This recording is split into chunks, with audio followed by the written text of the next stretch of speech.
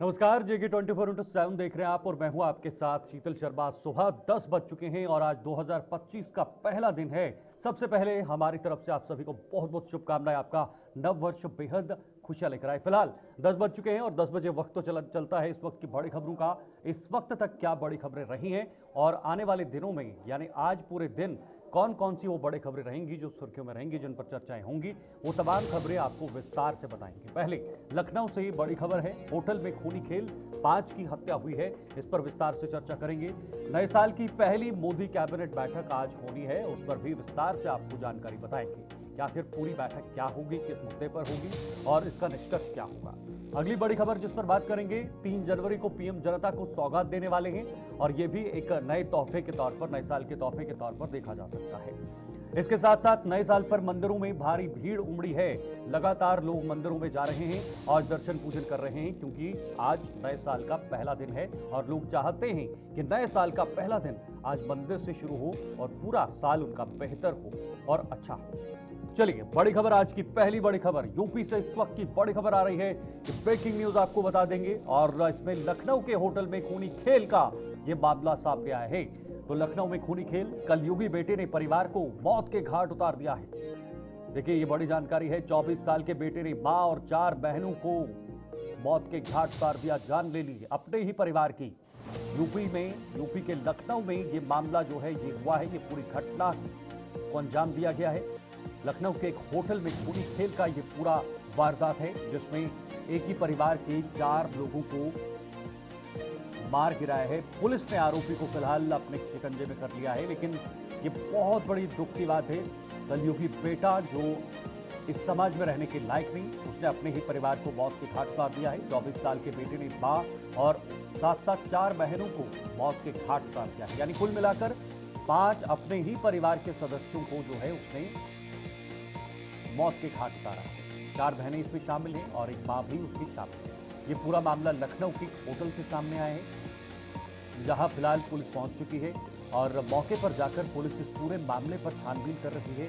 क्या वजहें रही कि अपने बेटे ने ही अपने परिवार के 5 लोगों को मौत के घाट उतार दिया।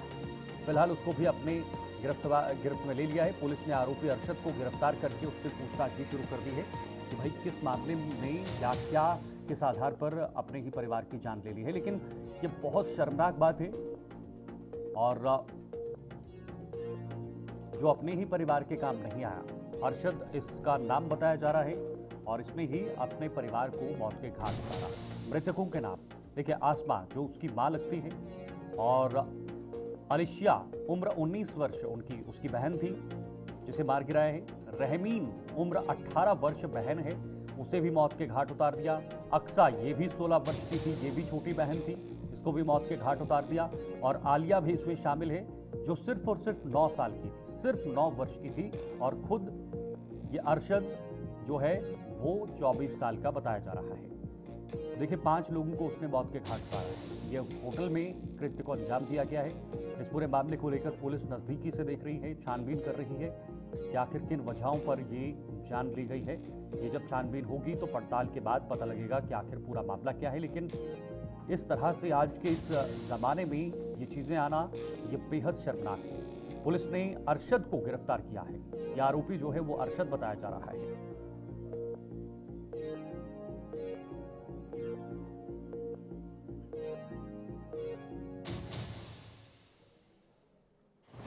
देखिए, 24 साल के बेटे ने मां और 4 बहनों को मौत के घाट उतारा है।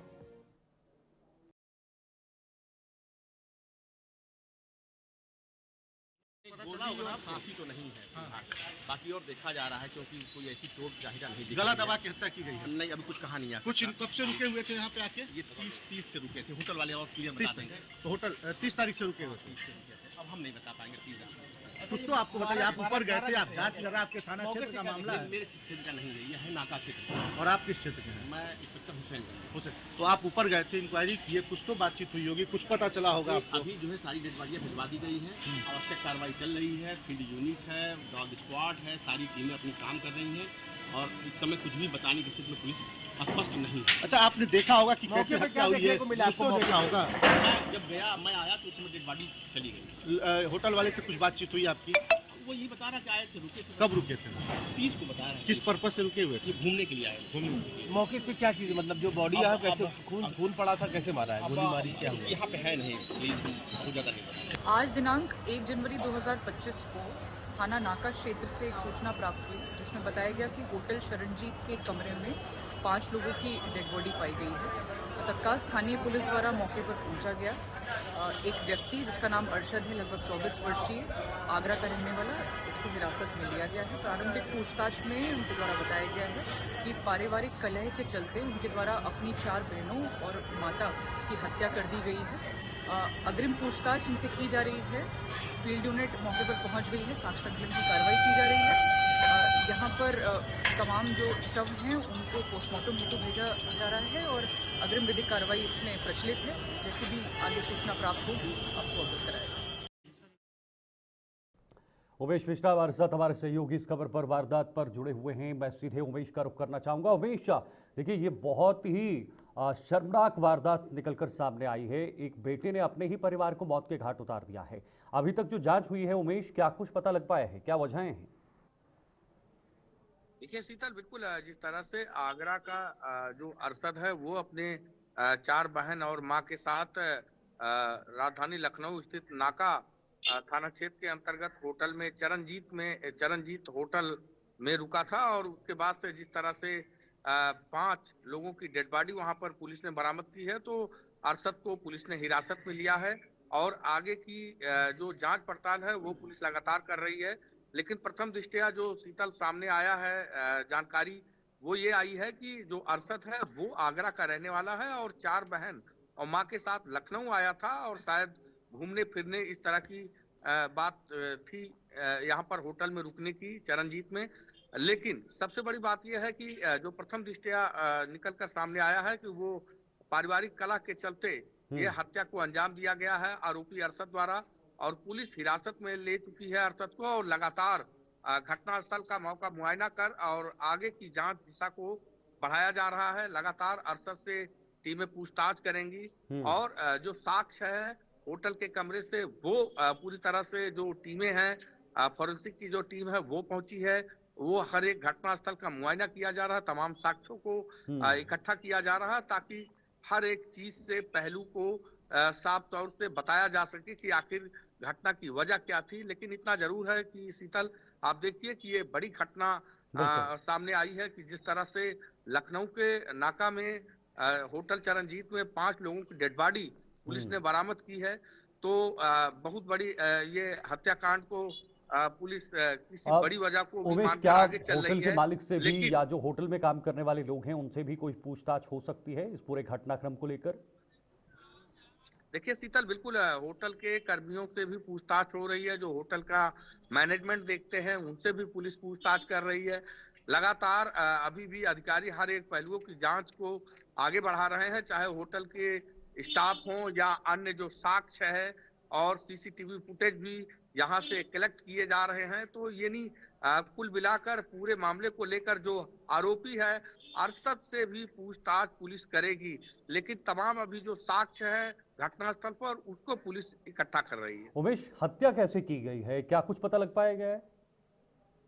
देखिए शीतल, अभी ये कह पाना थोड़ा जल्दबाजी होगा कि हत्या किस तरह की गई है, लेकिन इतना जरूर है कि तमाम जो मृतक हैं जिसमें मासूम बच्चियां भी हैं, उनके गले पे भी कुछ निशान हैं। लेकिन अब ये तो स्वास्थ्य विभाग और मेडिकल विभाग ही साफ कर पाएगा कि हत्या किस धारदार और किस हथियार से की गई है, किस चीज से की गई है। लेकिन इतना साफ है कि ये पूरी तरह से जो पुलिस है वो हर एक पहलुओं की जांच को आगे लेकर चल रही है। बिल्कुल, लेकिन उमेश, एक बहुत बड़ा सवाल इस तरह की घटनाएं पीछे खड़े कर देती हैं कि ऐसे लोगों को भी क्या इस समाज में जीने का हक है? क्या उन्हें यहाँ पर इस तरह से रहने का हक है जो अपनी है परिवार के 5 लोगों को एक ही साथ एक ही बार में मौत के घाट उतार दे? क्या उसके लिए कड़ी सजा भी होनी चाहिए ताकि एक संदेश चले जाए? देखिए शीतल, बिल्कुल है, इसमें जो भी पुलिसकर्मी हैं, जो भी अधिकारी हैं, वो शायद इसी वजह से कि साक्ष्यों को इकट्ठा करते हैं ताकि जो भी आरोपी है वो कहीं बच ना पाए, उसको सजा हो। और जिस तरह से निर्मम हत्या की गई है 5 सदस्यों की, एक ही परिवार के और जो आरोपी है वो भी उसी परिवार का है। तो अब इसमें जो वजह है वो कोई भी वजह निकलकर सामने आ सकती है। हालांकि इसको पुलिस अभी पारिवारिक कलह मानकर आगे बढ़ रही है, लेकिन जो जांच की दिशा है वो कई बिंदुओं को लेकर जांच चल रही है कि इसके पीछे की साफ वजह क्या है, इसके कारण और भी कुछ हो सकते हैं क्या। तो तमाम जो सवाल हैं पुलिस उसको जांच की दिशा को आगे ले जाकर कहीं ना कहीं, चाहे होटल के स्टाफ रूम हो, चाहे कर्मी हो या घटनास्थल हो, तमाम चीजों को इकट्ठा करने के बाद ही किसी नतीजों पर शायद पुलिसकर्मी पहुंचेंगे। लेकिन इतना जरूर है कि जिस तरह से घटनास्थल पर ही आरोपी को हिरासत में लिया गया है, तो तमाम चीजें बहुत जल्द ही पुलिस के सामने सुलझ जाएंगी और साफ हो जाएगा आखिर इसकी मंशा क्या थी इसके पीछे। क्या उमेश अभी कोई और पारिवारिक सदस्य कोई बाहर निकल कर आए हैं इस पूरे मामले में, या कोई रिश्तेदार अभी तक सामने आया है? देखिए शीतल, अभी कोई भी यहाँ पे इस तरह का उनका पारिवारिक या रिश्तेदार नहीं पहुंचा है, लेकिन जो पुलिसकर्मी है, जो होटल से, जो उनके बैग से जो कागज मिले हैं उसमें कुछ नंबर हैं, शायद उन नंबरों से संपर्क करने की कोशिश की जा रही है अधिकारियों द्वारा, पुलिस के कर्मियों द्वारा। लेकिन बहरहाल अभी भी कोई भी उनका परिचित यहाँ पर मौजूद नहीं है, और जो आरोपी है उससे लगातार जो है पुलिस के अधिकारी और पुलिस के लोग पूछताछ कर रहे हैं। ठीक है, बहुत बहुत शुक्रिया आपका उमेश, ये जानकारी साझा करने के लिए। उमेश हमारे साथ बने हुए थे। लेकिन बहुत बड़ी घटना है कि एक शख्स ने अपने ही परिवार के 5 लोगों को मौत के घाट उतार दिया है। छानबीन चल रही है, देखना होगा कि पूरा मामला क्या है। एक और बड़ी खबर आपको बताना चाहेंगे इस वक्त, ये बड़ी जानकारी है। नए साल की पहली मोदी कैबिनेट बैठक आज होने वाली है। नए साल का पहला दिन और पहली बैठक, थोड़ी देर में ये अहम मीटिंग शुरू होनी है और पीएम मोदी की अध्यक्षता में ये कैबिनेट मीटिंग होगी। खुद प्रधानमंत्री मोदी इस मीटिंग की अध्यक्षता करेंगे। दिल्ली के लिए कई बड़ी घोषणाएं इस कैबिनेट के जरिए हो सकती हैं। राजधानी दिल्ली में अगले साल मात्र आज से नया साल शुरू हो चुका है, तो इसी साल चुनाव होने हैं।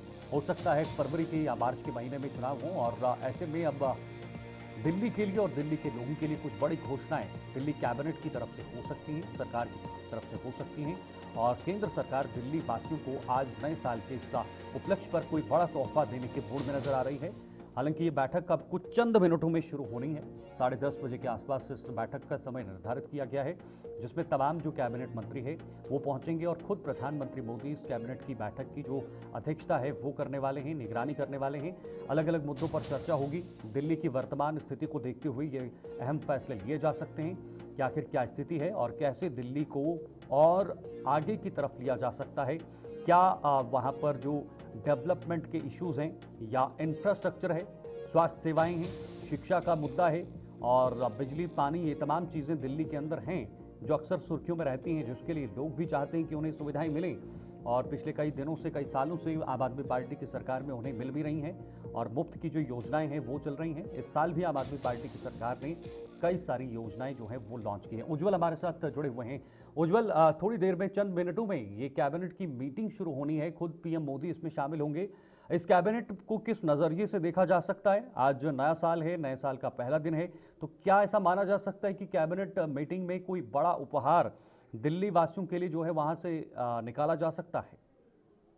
बिल्कुल ठीक शीतल, देखिए आज से नया साल शुरू हो चुका है और दिल्ली में विधानसभा चुनाव भी फरवरी में होने हैं। तो ऐसे में दिल्ली विधानसभा चुनाव को लेकर सरगर्मियां जो हैं राजधानी दिल्ली में काफी ज्यादा तेज दिखाई दे रही हैं। भले ही दिल्ली का मौसम सर्द भरा हो, लेकिन राजनीतिक जिस तरीके से बयानबाजी हो रही है तो उससे राजनीतिक सरगर्मियां काफी बढ़ चुकी हैं दिल्ली में। देखिए अगर आप देखेंगे तो बीजेपी, आम आदमी पार्टी और कांग्रेस के बीच जो है कहीं ना कहीं इस बार त्रिकोणीय और कड़ा मुकाबला होने की संभावना जो है कहीं ना कहीं राजनीतिक पंडित जो है करते हुए दिखाई दे रहे हैं। और देखिए आम आदमी पार्टी की बात करेंगे तो उन्होंने तो अपने सभी उम्मीदवारों को जो टिकट हैं वो दे दिए हैं। कांग्रेस भी तकरीबन 40-47 उम्मीदवारों को टिकट दे चुके हैं, लेकिन बीजेपी की तरफ से अभी ऐलान नहीं हुआ है। ऐसा बताया जा रहा है कि मकर संक्रांति के दिन ऐलान जो है वो हो सकता है। लेकिन इस बीच अगर आप देखेंगे साल 2025 की पहली मोदी कैबिनेट बैठक जो है वो होने जा रही है। 10:30 बजे के आसपास का समय जो है वो रहेगा इस बैठक का। और दिल्ली विधानसभा चुनाव को लेकर कहीं ना कहीं ये बैठक अहम मानी जा रही है शीतल। देखिए, सूत्रों के हवाले से जो खबर है, ये जानकारी आ रही है कि हो सकता है कि जिस तरीके से लगातार आम आदमी पार्टी कई घोषणाएं कर चुके हैं दिल्ली विधानसभा चुनाव के लिए, तो ऐसे में आज जो है इस बैठक में कई बड़ी घोषणा का ऐलान कहीं ना कहीं बीजेपी जो है वो कर सकती है। अब देखना होगा कि जब ये बैठक शुरू होती है तो क्या कुछ होता है। लोक कल्याण मार्ग पर जो पीएम मोदी का आवास है, जहां पर वहीं पर जो है कहीं ना कहीं ये बैठक होने वाली है। अब देखना होगा कि जब ये बैठक शुरू होती है तो क्या कुछ चीजें बाहर निकल कर आती है। चलिए, बहुत बहुत शुक्रिया उज्जवल। इंतजार रहेगा थोड़ी देर के बाद क्या निकल कर आएगा, क्योंकि अपने आप में बैठक बहुत ज्यादा महत्वपूर्ण है, खासतौर पर दिल्ली के विधानसभा चुनाव के मद्देनजर बीजेपी कोई बड़ा यहां पर फैसला ले सकती है। दिल्ली विधानसभा चुनाव प्रचार ने रफ्तार जो है वो पकड़ ली है। 3 जनवरी को पीएम मोदी जनता को सौगात देंगे 2 दिनों के बाद, और पीएम मोदी दिल्ली वासियों को बड़ी सौगात दे सकते हैं। दिल्ली का चुनाव बहुत दिलचस्प हो रहा है और बहुत शुभ है कि नए साल के इस प्रारंभ में ही राजधानी में चुनाव होने जा रहे हैं, विधानसभा के चुनाव होने जा रहे हैं। पीएम मोदी 1645 नए फ्लैटों की चाबियां जो हैं वो सौंपेंगे। जनवरी फरवरी में विधानसभा का चुनाव होगा, इस साल के अंत में हो सकता है या फरवरी के महीने में चुनाव होंगे। और इन चुनावों को और भी दिलचस्प बनाने के लिए अब राजनीतिक पार्टियां हर स्तर पर कोशिश कर रही हैं कि कैसे बेहतर बनाया जाए। अपने अपने वादे, अपने अपने दावे जनता के सामने रखे जा रहे हैं, और इन वादों पर, इन दावों पर किसका कितना दम है, कौन दमदार है, कौन कामदार है और कौन असरदार है, ये जनता तय करेगी। हालांकि विधानसभा में, दिल्ली में हमेशा आम आदमी पार्टी भाग देती है। देखिए क्या है स्वाभिमान फ्लैट्स योजना। स्वाभिमान आवास योजना उन सभी के लिए नई आवास योजनाएं पेश करती हैं जो इसमें फॉल करते हैं और जो एनसीआर में अपना घर खरीदने की इच्छुक है। एनसीआर नेशनल कैपिटल रीजन, इस योजना में नोएडा है, गाजियाबाद और ग्रेटर नोएडा। जो एनसीआर का रीजन आता है जिसमें नोएडा, गाजियाबाद, ग्रेटर नोएडा है, यमुना एक्सप्रेसवे में किफायती आवास योजना शामिल है। इसमें इस योजना को शामिल किया गया है। इस योजना के तहत मिक्सन और महागुण, ये तमाम चीजें हैं। सुपरटेक और अजनारा किफायती अपार्टमेंट प्रधानमंत्री आवास योजना दे रहे हैं। स्वाभिमान होम्स, आपका घर आपका सम्मान, आगामी आवास योजनाओं की मुख्य टैगलाइन है। स्वाभिमान होम्स इसका नाम रखा गया है, स्वाभिमान फ्लैट्स योजना, जिसके चलते कई लोगों को जो दिल्ली एनसीआर में रहने की इच्छुक हैं, वहां पर फ्लैट चाहते हैं, उनके लिए ये खास तरीके की योजना ये बनाई गई है। इसका वो पूरा फायदा उठा सकते हैं और इसी के अंतर्गत प्रधानमंत्री मोदी लोगों को ये सौगात दे सकते हैं। केशव मोहन मिश्रा इस खबर पर जानकारी दे रहे हैं। केशव, स्वाभिमान फ्लैट्स योजना क्या है और इसका किस किस लोगों को फायदा मिल सकता है, कितने लोगों को इससे फायदा है, और प्रधानमंत्री मोदी क्योंकि 3 जनवरी को ये सौगात देने वाले हैं? देखिए, बिल्कुल जिस तरीके से राष्ट्रीय राजधानी दिल्ली में चुनाव से पहले योजनाओं की जो शुमार है वो देखने को मिल रही है। अलग अलग पार्टियां घोषणाएं कर रही हैं, योजनाओं की शिलान्यास कर रही है, और यही बड़ी बात है कि अब भारतीय जनता पार्टी की तरफ से स्वयं प्रधानमंत्री नरेंद्र मोदी बड़ी घोषणा करने जा रहे हैं। अब ये देखना होगा कि आखिरकार दिल्ली में जो 1000 से ज्यादा फ्लैट देने की बात दिल्ली सरकार कर रही है, उनको कहीं ना कहीं सरकार स्वावलंबी बनाने की बात कर रही है। इस योजना से दिल्ली के लोग कितने स्वावलंबी बनेंगे और कितना उनको आर्थिक रूप से मदद मिलेगी, इस पर सबकी निगाहें बनी हुई हैं। कौन कौन लोग इसमें फॉल करते हैं केशव, किन किन लोगों को इसका फायदा मिलने वाला है? देखिए, बिल्कुल इस योजना के जरिए समाज के उस निचले तबके के लोगों को फायदा मिलेगा जो कहीं ना कहीं शोषित हैं, वंचित हैं, और जो अगर हम जिक्र करें तो झुग्गियों में रहते हैं, उनको सरकार ने वादा किया था कि जहाँ झुग्गी है वहाँ मकान बनाने का काम सरकार करेगी। ओके केशव, बहुत बहुत शुक्रिया आपका ये जानकारी के लिए। पीएम मोदी दिल्ली वासियों को एक बड़ी सौगात 3 जनवरी को देने वाले हैं। अब जरा आगे बढ़ेंगे, एक और बड़ी खबर इस वक्त आ रही है, बड़ी ब्रेकिंग आपके सामने रखना चाहेंगे। और देखिए, अपडेट है, केजरीवाल ने मोहन भागवत को पत्र लिखा है, बड़ी इस वक्त की अपडेट। और पत्र लिखकर मोहन भागवत से कई सवाल पूछे हैं अरविंद केजरीवाल ने। अब अरविंद केजरीवाल ने नया कदम उठाया है, बीजेपी नेता पैसा बांट रहे हैं आरएसएस समर्थन। दिल्ली विधानसभा चुनाव प्रचार ने रफ्तार जो है वो पकड़ ली है और इसी रफ्तार में अब अरविंद केजरीवाल भी अपनी गाड़ी को एक्सेलरेट कर रहे हैं। अरविंद केजरीवाल ने मोहन भागवत को पत्र लिखकर अब इस सियासत में और भी रोमांच भर दिया है। पत्र लिखकर मोहन भागवत से कई सारे सवाल दागे हैं, पूछे हैं और उन्होंने कहा है कि बीजेपी नेता पैसा बांट रहे हैं, आरएसएस समर्थन में है। ये पूछा है कि समर्थन में है कि नहीं। दलित पूर्वांचली का वोट काटना सही है, ये पूछा है केजरीवाल ने। क्या ये सही है? अब मोहन भागवत के जरिए केजरीवाल अपनी राजनीति को चमकाना चाहते हैं। केजरीवाल उनके सहारे अब जो एक नया कदम उन्होंने खास तौर पर साधु संतों और जो ग्रंथियों को उनकी योजना चलाने के बाद एक नया जो नारा शुरू हो चुका है, उसको लेकर अब इस राजनीति को भुनाने की कोशिश की जा रही है। पूर्वांचली का वोट काटना सही है, दलित पूर्वांचली का वोट काटना क्या सही है, ये सवाल पूछा है। और भी पूछा है कि भाई बीजेपी पैसा बांट रही है तो क्या आप इसके समर्थन में हैं, यानी आरएसएस इसके समर्थन में है। समय समय पर मोहन भागवत जो है वो सरकार के खिलाफ बयान देते आ रहे हैं। एक और बड़ी खबर है, नए साल पर मंदिरों में दर्शनों के लिए बड़ी भीड़ उमड़ी है। लगातार लोग उमड़ रहे हैं। काशी, मथुरा, अयोध्या में दर्शन के लिए भीड़ उमड़ी है और लोग नए साल के इस अवसर पर मंदिरों में जा रहे हैं। विश्वनाथ मंदिर में 1.5 किलोमीटर लंबी लाइन लगी हुई है। बांके बिहारी में पैर रखने की जगह नहीं है, क्योंकि वहां पर लोग चाहते हैं कि आज के दिन दर्शन हो। मथुरा के बांके बिहारी मंदिर में लंबी कतार लगी हुई है। काशी, मथुरा, अयोध्या में दर्शन के लिए भीड़ उमड़ी है और विश्वनाथ मंदिर में 1.5 किलोमीटर लंबी लाइन लगी है। आप तो समझ सकते हैं कि 1.5 यानी 1.5 किलोमीटर ये लंबी लाइन लगी है, यानी मंदिर से लगभग 1.5 किलोमीटर तक लंबी कतार है जहां पर लोग दर्शनों के लिए पहुंच रहे हैं। और बहुत खुशी की बात है कि नए साल का जो रंगमंच है ये मंदिर से शुरू होगा, मंदिर के दर्शन से होगा। और जब दर्शन होंगे तो जाहिर सी बात है आने वाला साल सभी लोगों के लिए बहुत खूबसूरत रहेगा, उनके हित में होगा, जो वो चाहेंगे वो मिलेगा।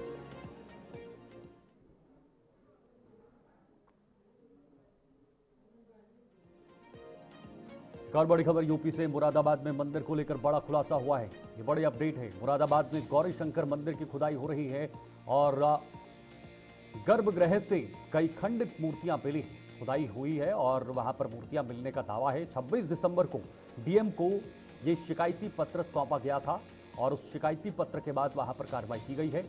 मुरादाबाद में भी अब मंदिर को लेकर बड़ा खुलासा हुआ है। उत्तर प्रदेश के मुरादाबाद में जहां पर एक मंदिर के बाद वहां पर खुदाई हुई और उसमें कई सारे वो जो अवशेष है वो मिले। 44 साल बाद इस मंदिर को खुलने का ये दावा किया जा रहा है। संभल, वाराणसी, बुलंदशहर के बाद अब मुरादाबाद में भी गौरी शंकर नाम का मंदिर सामने आया है। आप सीधी तस्वीरों में देख सकते हैं कि यहाँ नगर निगम द्वारा कार्य कराया जा रहा है, रंगाई पुताई की जा रही है। वहीं प्रशासन की निगरानी में भी यहाँ पर काम चल रहा है। अगर बात करें नगर निगम के कर्मचारियों की, तो नगर निगम के कर्मचारी अंदर इसमें खुदाई का काम कर रहे हैं। बताते चले आपको कि कल जब यहाँ खुदाई शुरू हुई थी तो यहाँ पर खंडित मूर्ति भी यहाँ इस सीढ़ियों से निकली थी और लगातार इसमें कार्य जारी है। फिलहाल अगर हम बात करें नगर निगम प्रशासन की, नगर निगम प्रशासन ने इसका पूरा जिम्मा अपने हाथ में ले रखा है, जिसका कार्य भी शुरू हो चुका है। मैं आपको खंडित मूर्ति दिखाता हूँ जो यहाँ पर भगवान की मूर्ति है, खंडित मूर्ति निकली है।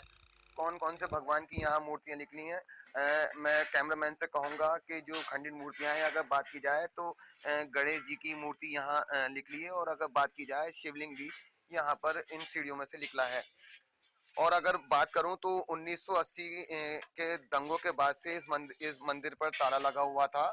फिलहाल ये मुस्लिम घनी इलाके में मंदिर है और यहाँ की अगर देखभाल की बात की जाए तो यहाँ किन्नर समाज के जो लोग थे उनके द्वारा इस मंदिर की देखभाल की जा रही थी। इस वक्त मैं उसी घर में मौजूद हूँ जिनके द्वारा इस मंदिर की देखभाल की जा रही थी और मैं उनके इस वक्त घर में पहुँच गया हूँ और उनसे बात करूंगा। देखभाल की जा रही थी, मैं इस वक्त वहीं मौजूद हूँ। मैम, आपके द्वारा इस मंदिर की देखभाल की जा रही थी, तो इस बात को मतलब पहले भी उठाया गया हो आपके द्वारा, लेकिन इस पर अब गौर जो किया गया है, किसकी मतलब जो एप्लीकेशन किसके द्वारा दी गई थी? इसकी एप्लीकेशन जो जिनके बड़े वारिस थे, जो सन 80 में जिनके दादा मारे गए थे, उनके परपोते आए थे। उनका तो नाम मैं नहीं जानती क्योंकि इससे पहले वो आए नहीं यहाँ पे कभी, मगर वो अब आए हैं तो उन्होंने एप्लीकेशन डाली थी ऐसे ऐसे कि इस मंदिर के बारे में है कुछ और, दिखाया कुछ और।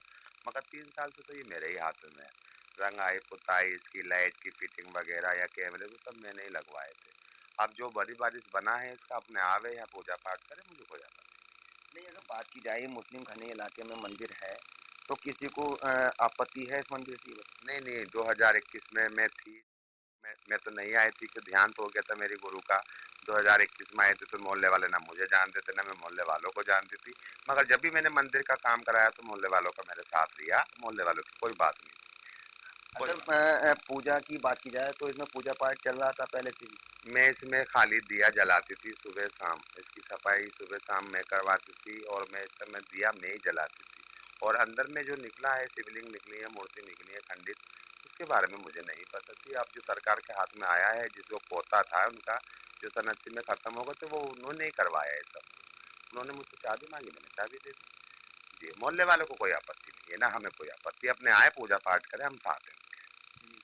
तो देखा मेरी जो बात उनसे चल रही थी, जो इस मंदिर की 2021 से बता रहे हैं कि यहाँ देखभाल इनके द्वारा की जा रही थी और यहाँ दीप जलाने का भी कार्य किया जा रहा था और साफ सफाई का भी खास ध्यान इनके द्वारा रखा जाता था। मैं अपने सहयोगी जुबैर के साथ Faraz Khan, JK24 news channel.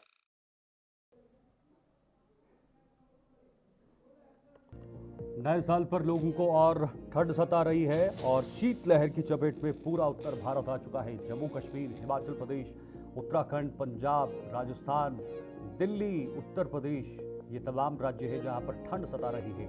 MP, UP में विजिबिलिटी 100 मीटर पहुंच चुकी है। विजिबिलिटी भी दिन ब दिन कम होती जा रही है। कश्मीर के गुलमर्ग में पारा माइनस में पहुंच चुका है। हिमाचल में 6 दिन तक बर्फबारी का अलर्ट कर दिया है। 16 राज्यों में घना कोहरा छाया हुआ है और अलाव का सहारा ही अब लोगों के पास मात्र एक सहारा है जिससे वो इस ठंड को दूर भगा सकते हैं। शीतलहर की चपेट में पूरा उत्तर भारत आ चुका है और 16 राज्यों में घना कोहरा छाया हुआ है। हर तरफ कोहरे की चादर बिछी हुई है। पहाड़ों पर बर्फ है और मैदानी इलाकों में कोहरे की चादर नजर आ रही है। इधर गुलमर्ग में खूबसूरत तस्वीरें निकल कर आ रही हैं जहां पर देश से लोग पहुंच रहे हैं, देश के अन्य राज्यों से, और वो इस बर्फबारी का लुत्फ उठा रहे हैं। विंटर गेम्स भी चल रही हैं, उसको लेकर भी वहां अपने जो उत्साह है वो नजर आ रहा है। चलिए फिलहाल वक्त ब्रेक का है, ब्रेक के बाद भी खबरों का सिलसिला जारी रहेगा।